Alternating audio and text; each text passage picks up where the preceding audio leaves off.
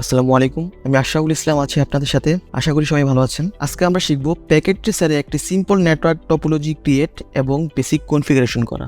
আসেন আমরা একটা বেসিক টপোলজি ডিজাইন করে নিয়ে আগে এই রাউটার সেকশন থেকে আমরা একটা রাউটার নিলাম, সুইচ থেকে আমরা একটা সুইচ এবং ইন ডিভাইসের সেকশন থেকে আমরা দুইটা পিসি নেই। এবার আমাদেরকে কেবলিং করতে হবে। রাউটার থেকে সুইচে কানেকশনের সময় আমরা স্ট্রেট থ্রো কেবল ইউজ করব, যেহেতু আমাদের ডিভাইস দুইটা ভিন্ন ভিন্ন ডিভাইস। যদি সেম ডিভাইস হইতো তাহলে আমরা ইউজ করতাম ক্রস ওভার কেবল।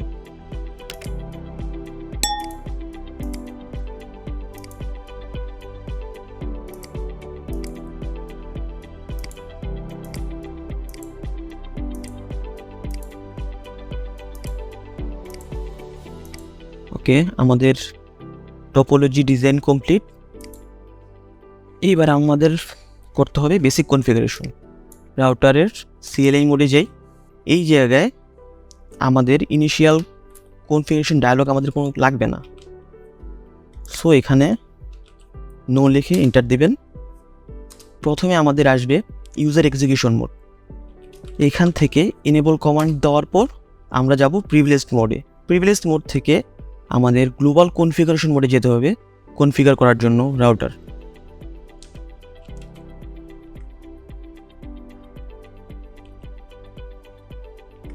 Configure terminal.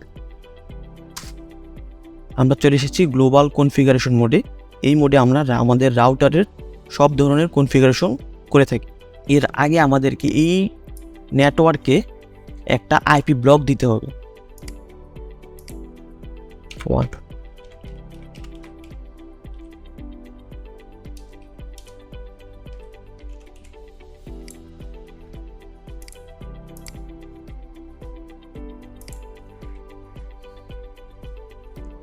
এখন আমাদের জিগ 0/0 পোর্টটাকে আপ করতে হবে।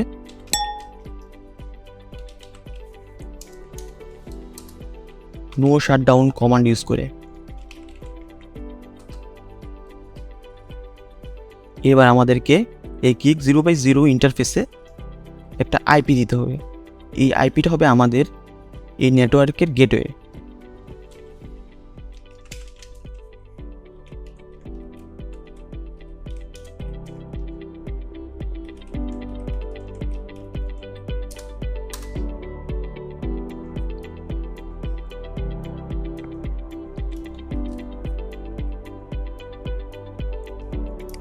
আমাদের রাউটার কনফিগারেশন শেষ। এখন আমরা পিসিগুলোতে আইপি বসাবো। ডেস্কটপে যাওয়ার পর আইপি কনফিগারেশনে যাব। এই নেটওয়ার্ক থেকে আমরা যে কোনো একটা আইপি বসাইতে পারি।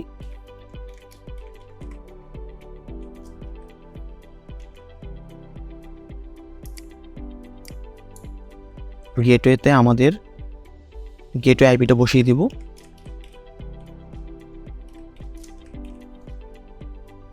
ওকে,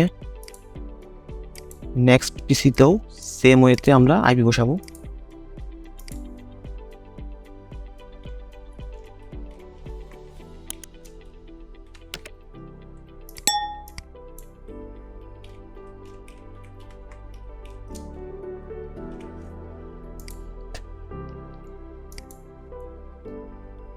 এবার দেখবো আমরা আমাদের এক পিসি থেকে অন্য পিসিতে প্যাকেট ট্রান্সফার করা যায় কিনা।